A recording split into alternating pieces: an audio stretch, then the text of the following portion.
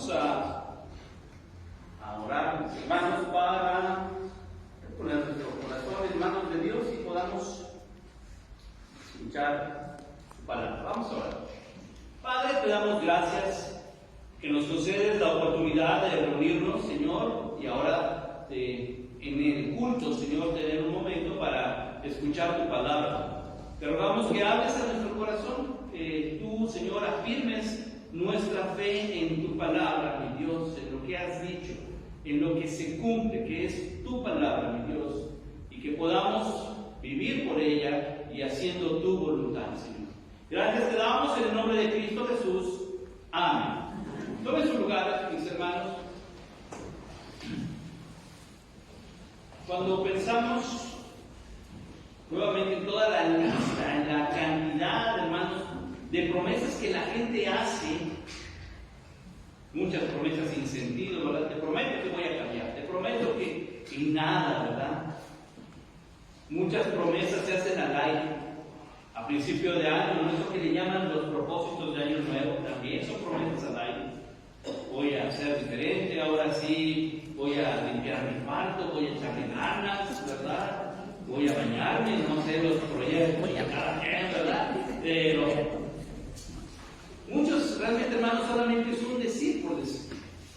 Cuando encontramos promesas en la Biblia, hermanos, nos encontramos la razón de por qué las promesas de Dios son importantes y por qué cada promesa brinda esperanza.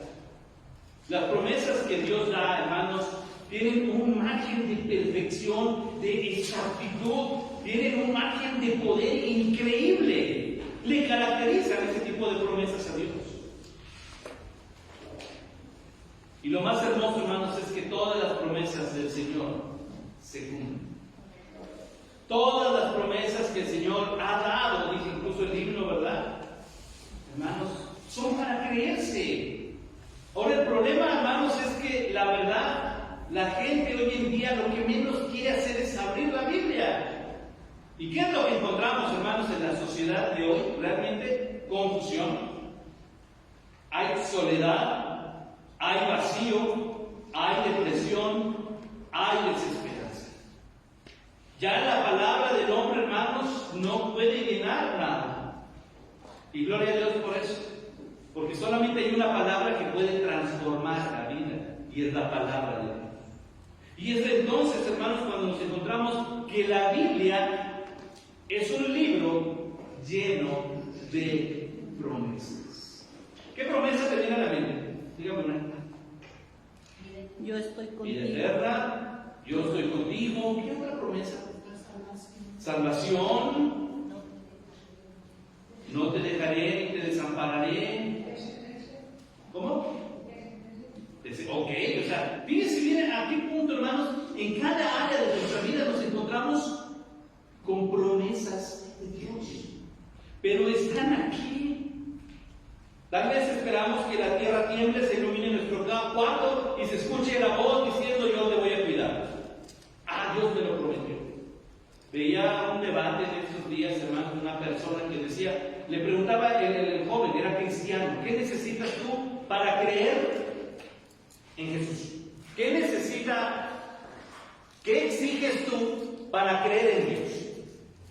¿Y sabe qué digo? Que se me aparezca a ti.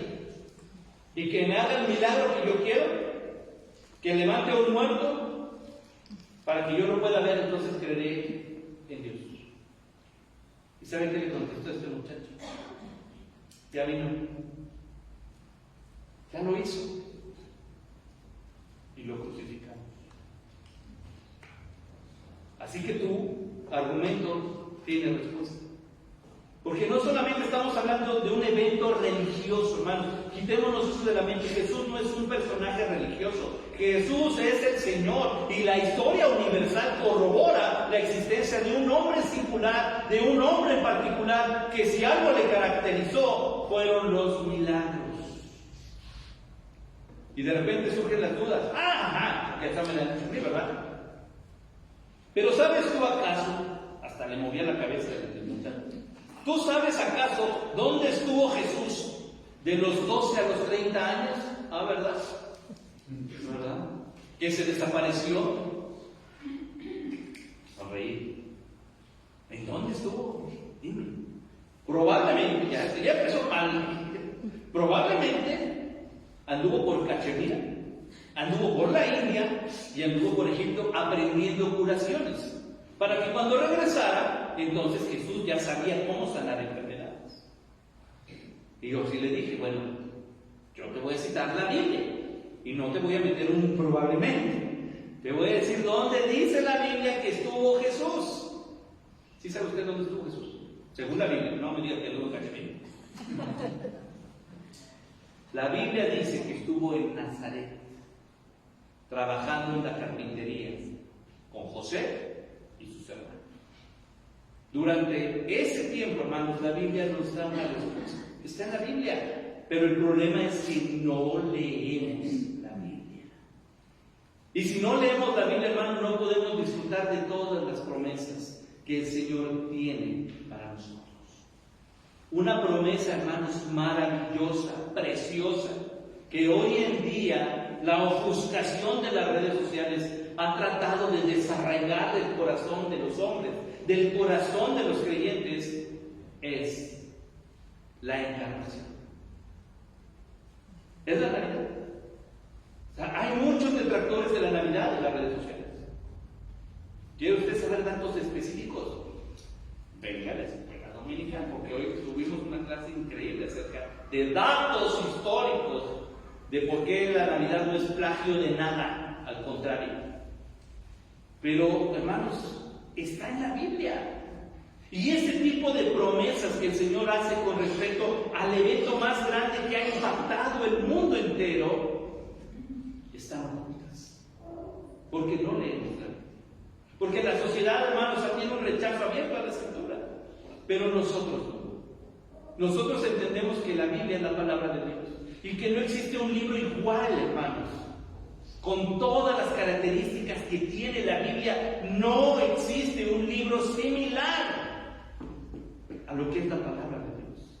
Y en la palabra de Dios, por lo menos este mes, hermanos, estamos hablando de las promesas que el Señor nos da. Y la mejor y más grande es la promesa de Jesucristo.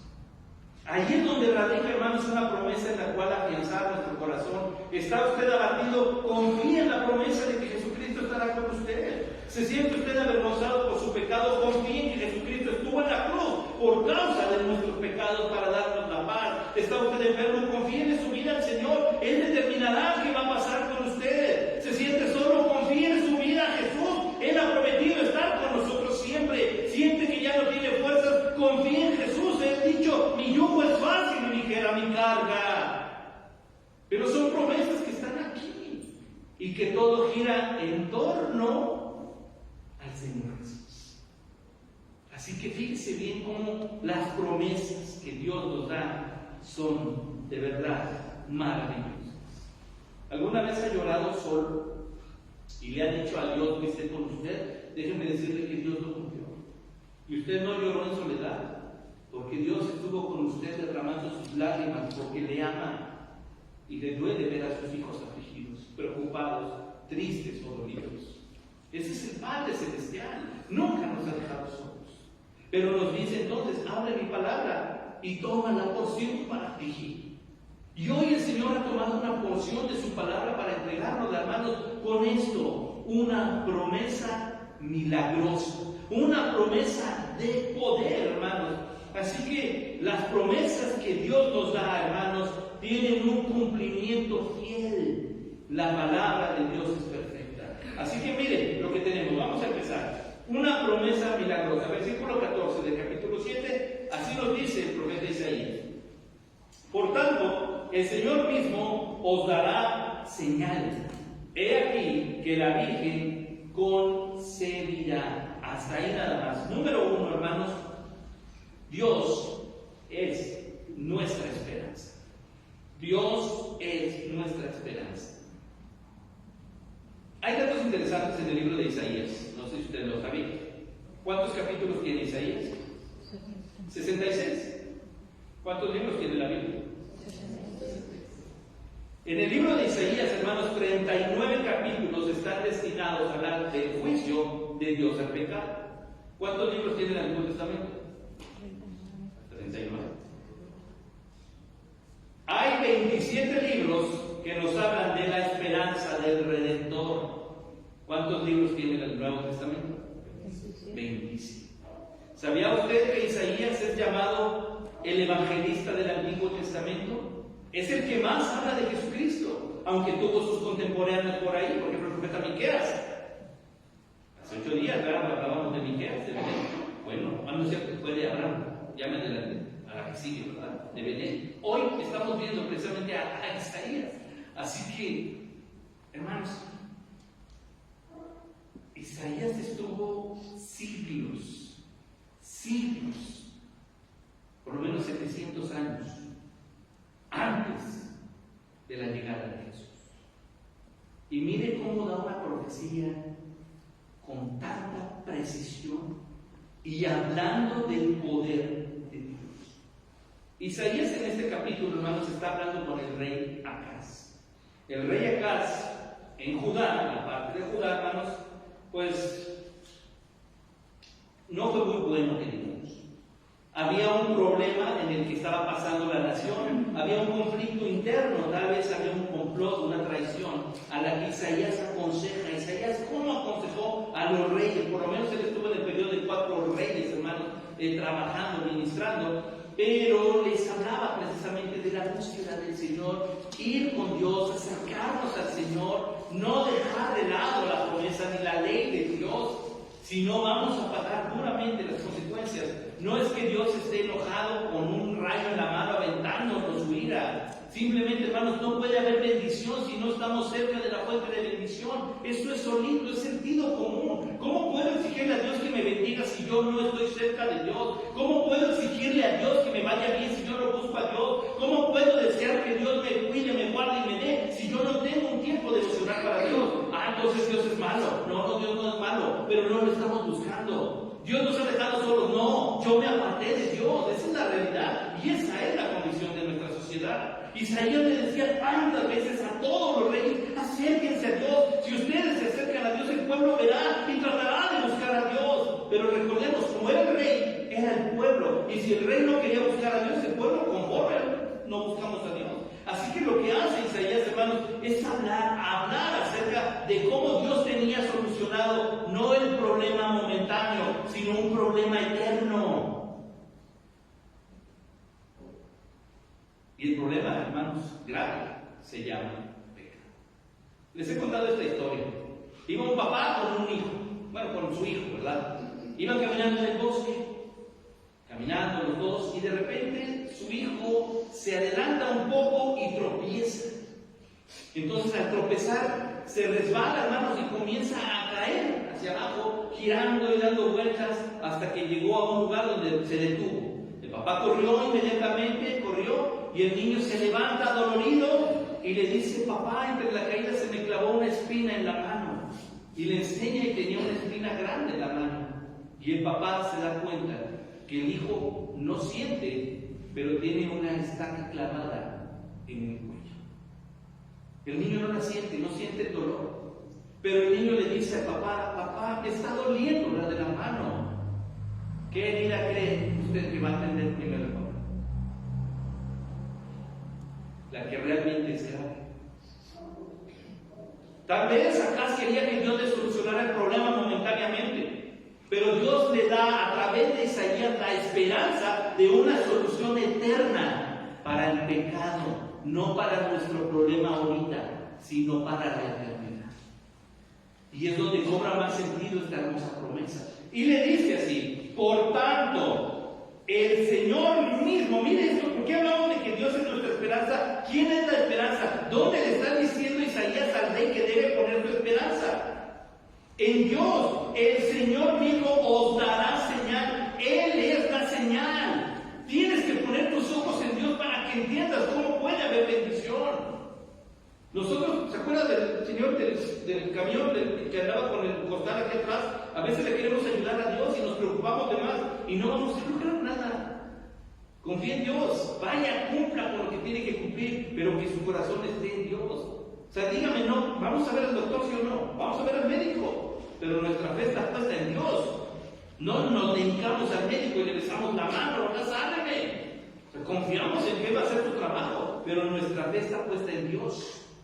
De esta forma, hermanos, nuestro caminar debe ser constante en confiar en quién está diciendo esto. Hermanos, el autor de la Escritura es el Espíritu Santo, y Él nos está dando una promesa así. Dios mismo es la señal, y la señal es tan grande como milagrosa. Así que dice, por tanto, el Señor mismo significa, ponle atención a Dios, vuelve tu corazón a Dios. Considera a Dios en tu andar, considera a Dios en tus planes, considera a Dios al dormir. Había un joven que me encantaba, lo oí en un campamento de jóvenes en Puebla, porque él oraba en voz alta, se volteaba a la pared y oraba para dormir en voz alta, y le decía a Dios, Señor, que hasta en mis sueños te glorifique a ti. Me conmovió tanto, y cuánto le hemos dicho a Dios que hasta mis sueños te ayude. Tenemos pesadillas, ¿verdad? Despertamos asustados y ahí sí nos ponemos a orar. Pero, ¿quién hasta sus sueños se lo recomienda? Le decimos, Dios, cuídame, porque voy a dormir. Cuídame de los malos, cuida la casa. Pero este joven decía, hasta que dormido te glorifiques. Que hasta lo que genere en mi mente, porque ya eres involuntario, sea para honrarte a ti. A mí se me quedó grabado ese pensamiento de este chico. Dame sueños que te glorifiquen. Isaías le dice algo bien sencillo. Por tanto, mira cómo está la situación. Por tanto, confía en Dios. Mira cómo está tu vida. Por tanto, confía en Dios. Ese por tanto, hermanos, es manera de poner un acto y hacer precisamente una perspectiva celestial. Voy a poner mis ojos en Dios. Voy a confiar mi corazón en la palabra de Dios. Por tanto, agarraré una promesa de Dios como esta que es poderosa para decirle, creo en ti, Señor. Ahora recuerda que Dios no es el genio de la lámpara. Por aquí te pido y por acá me das. Dios no es así. Dios es el Señor y es soberano. Y Dios sabe de qué tiene necesidades. En lo material, en lo físico, en lo emocional, en lo sentimental, en lo espiritual, Dios ya lo sabe. Entonces, ¿para qué le pido? Porque Dios desea que usted tenga dependencia de Él. Porque Dios extiende su mano y nos dice, aquí está. ¿Quieres bendición? Agarra mi mano. ¿Quieres salir de tu dolor? Agarra mi mano, sostente de mi mano. No, Señor, ven. Tú ven. Vuelvo a insistir, Dios ya vino. El Señor ya vino. Ya hizo todo lo que tenía que hacer. Ahora lo que resta, hermano, es que usted y yo escuchemos a Isaías diciendo, Dios espera que ponga mis ojos en Él. Dios espera que ponga mi corazón en Él. Dios espera que mi fe esté puesta en lo que Dios ha dicho. Y si Dios ha dicho que Él es poderoso para hacer milagros, hermanos, hasta por sentido común, quítense lo espiritual, sentido común humano, nos conviene estar bien con Dios. Ahora, si le damos el sentido real, cristiano, bíblico, hermanos, y espiritual, sabemos que Él es el Señor. Así que es bueno glorificar, alabarle y ser siervos del Dios Altísimo. Lo mejor. Ahora, dice aquí, por tanto, el Señor mismo. O sea, Isaías les dice, ni siquiera me crean a mí. Es un dicho mío, usted lo conoce. No me creas a mí, créele al Señor, porque Él es el que da la promesa. ¿Quién es el autor de la promesa? Dios. Entonces es una promesa que debe alentarnos. Es una promesa que debe considerarse. Y número 2, fíjese bien, dice, habla precisamente del milagro. He aquí que la Virgen concebirá y dará a luz un hijo y llamará su nombre Emmanuel. Número 2, Dios, el Señor del milagro. Dios hace los milagros. Dios es un Señor milagroso. No hay nadie más que pueda hacer lo que Dios ha hecho. Ahora miren, malentender esta promesa ha llevado y generado cierto grado de idolatría. La promesa está basada no en quién es el instrumento, sino en lo inicial, que es la verdadera señal. El Señor en el vientre de una virgen. La gloria debe ser para el Señor. ¿Quién es el autor de ese milagro? ¿María? No, Jesús. Entonces, en la profecía nos habla de que aquel autor del milagro, hermanos, es nuestra esperanza. He aquí que la Virgen concebirá y dará a luz un hijo y llamará su nombre Emmanuel. ¿Qué significa Emmanuel? Dios con nosotros. Eso es lo que significa. Entonces la esperanza que Isaías le está dando al rey Acaz es, ¿sabes qué? La esperanza más grande es que Dios se está acercando a ti. La promesa que Dios tiene para cada uno de nosotros, como con el rey Acaz, es que Dios está con nosotros, es que Dios está dispuesto a venir y encarnarse, a buscarnos. Nuevamente piense, Acaz está preocupado porque alguien está hablando mal de mí, porque alguien quiere quitarme el reino, porque alguien se ha levantado en mi contra. Entonces Isaías se acerca y le dice: tienes un Dios milagroso, tienes un Dios que promete estar contigo y tienes la promesa de que Dios se hará presente en la tierra. Ahí es donde debe estar tu esperanza. No en ver a tus enemigos derrotados, sino en saber que Dios está contigo. ¿Dónde radica el gozo del cristiano? En que ya no tiene problemas. El gozo del cristiano radica en que Dios está conmigo. ¿Dónde radica la paz de un hogar cristiano? En que siempre les va bien. La paz del hogar cristiano radica en que el Espíritu Santo mora entre ellos. Esa es la promesa de aquí, Dios con nosotros. Así que cada que usted tenga un problema, recuerde que Isaías le dice al rey Acaz: recuerda a Emmanuel, recuerda que Dios está con nosotros. Y si Dios está con nosotros, hermanos, significa que todos están aquí. No a nuestra manera, sino a la manera de Dios. Pero significa que la promesa que Dios tiene aquí es presentarse Él como aquel que es nuestra esperanza y presentarse como el autor de todo milagro. Y ese es Dios. Así que lo interesante aquí, hermanos, es que Isaías alienta a un corazón afligido, a un corazón preocupado, a un corazón que no puede descansar, diciéndole: Dios quiere acercarse. ¿Qué celebramos en Navidad? Que Dios, a través de Jesucristo, de su Hijo, se acerca a nosotros. Que Dios, hermanos, no es un Dios lejano. Que Dios está más cerca de lo que imaginamos. Que Dios lo mira, que Dios está, que Dios acompaña, que Dios escucha. Entonces significa que no estamos solos. Ya no hay desesperanza entonces. Ya no hay preocupación. Porque si aquel que sostiene el mundo en sus manos ha prometido ser mi Padre, mi amigo, mi consolador, entonces yo decido creer que Él cumplirá esa promesa.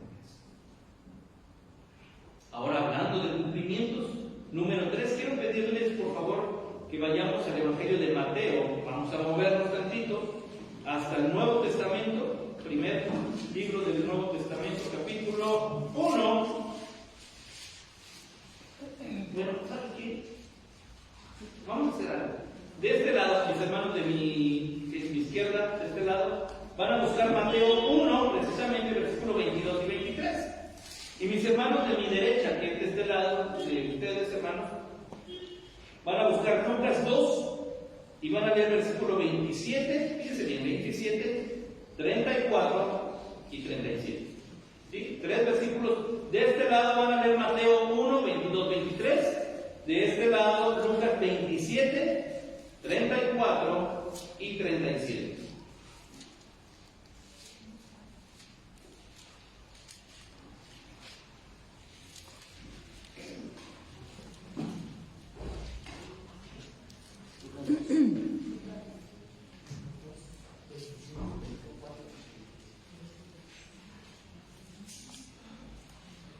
A ver, permítanme, creo que el de Lucas está mal así.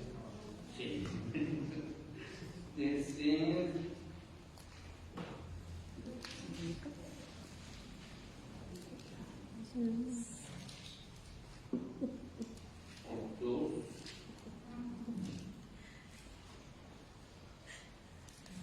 ¿Es 7? No, no es cierto, es el 1.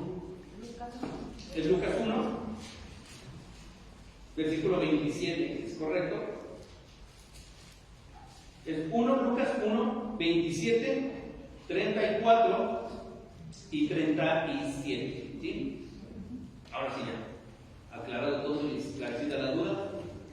Leemos Mateo, mis hermanos, por favor. Mateo 1, 22, 23 dice: Todo esto aconteció para que se cumpliera lo dicho por el Señor por medio del profeta cuando dijo: He aquí, una virgen concebirá y dará a luz un hijo y llamará su nombre Emmanuel. Traducido es Dios con nosotros. Mateo nos da la explicación de lo que significa Emmanuel, lo sabemos, pero es interesante porque dice: todo esto aconteció para que se cumpliese, fíjese bien, para que se cumpliese lo que había dicho, y es cita directa del versículo que acabamos de ver en Isaías. ¿Quién es el autor del milagro? ¿Quién es el protagonista de este nacimiento? Jesús. La promesa de un milagro, hermanos, en este nacimiento marca una diferencia. La profecía, la promesa está en el Hijo de Dios.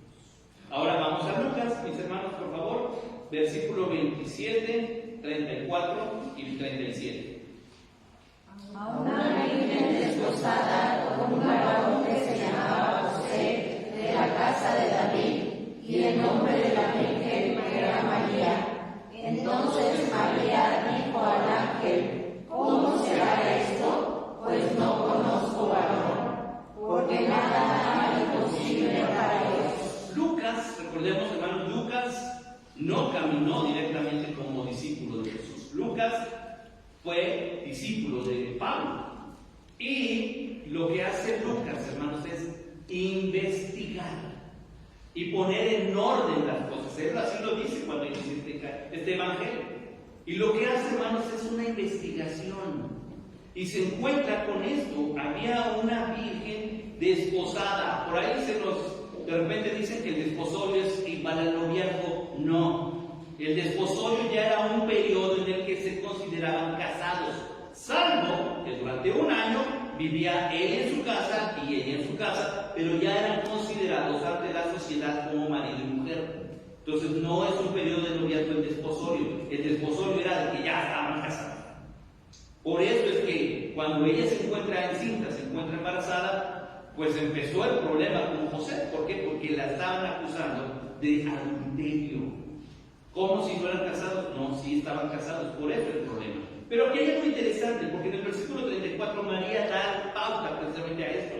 ¿Cómo le dijo al ángel, verdad? Al ángel que se le apareció: ¿cómo será esto? Pues no conozco varón. Y esto es interesante, porque lo que hace María no es preguntar ¿por qué yo? Lo que hace es decir ¿cómo? Y ese cómo es saber que tiene que haber una intervención mayor. Si yo soy virgen, ¿cómo entonces voy a estar embarazada? Y la respuesta se la da el ángel: porque nada hay imposible para Dios. ¿Qué nos estaba diciendo Isaías, hermanos? Dios mismo dará señal. Y cuando vemos Mateo y Lucas, nos encontramos con el número 3, una promesa cumplida. Nuestra esperanza, hermanos, está en el autor de esa promesa. Está en el consumador de esa promesa. Está en el protagonista de esa promesa. La esperanza de salvación estaba puesta en aquel que iba a nacer. La promesa de salvación, de salud, de esperanza, de paz, hermanos, está en el ser que era concebido en el vientre de una virgen.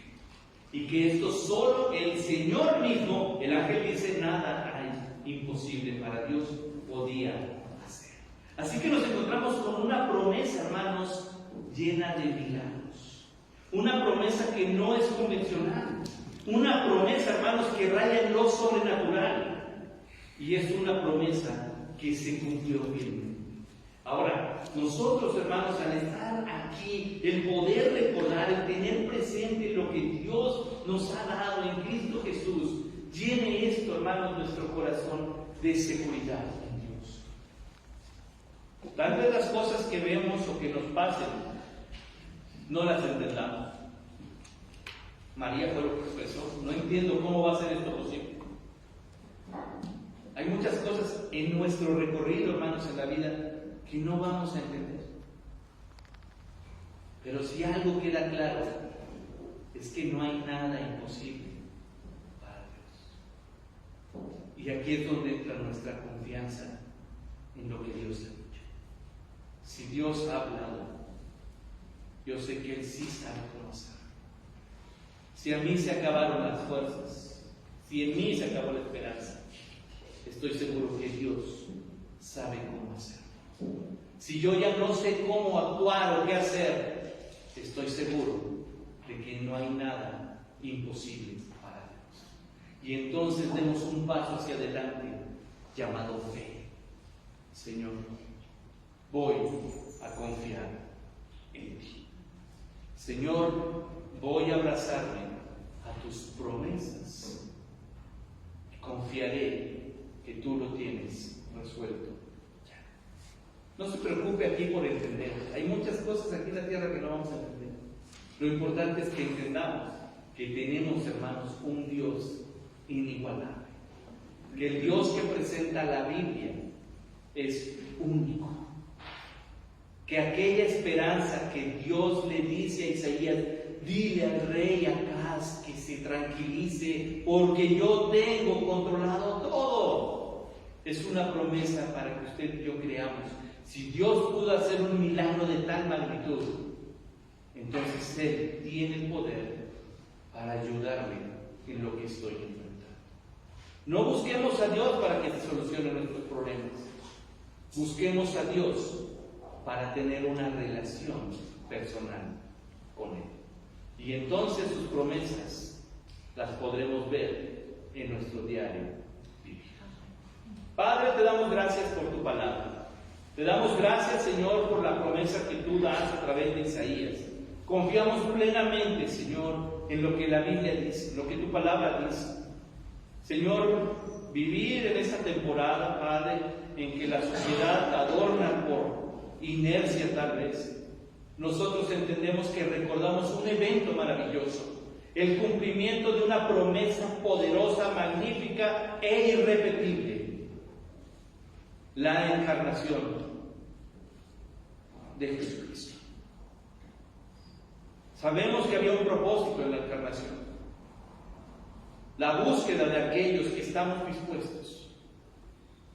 Señor, no. Sabemos que no nos has llamado a esta iglesia por ser los mejores. Nos trajiste a esta iglesia porque somos los más necesitados. Hemos pecado, Señor. Hemos fallado. Hemos dudado. Y aún así nos permites entrar aquí. Señor, enseña a nuestro corazón a confiar. A saber que si hay una promesa en tu palabra, esa promesa es para mí. Es para cada uno de nosotros. Y podamos mirar al futuro sin temor, sabiendo que el tiempo está en tu mano, Señor. Así que confiamos plenamente, Señor, en esta promesa milagrosa que solo tú podías haber hecho y cumplir. Gracias te damos, Señor, en el nombre de Cristo Jesús. Amén. Dios les bendiga.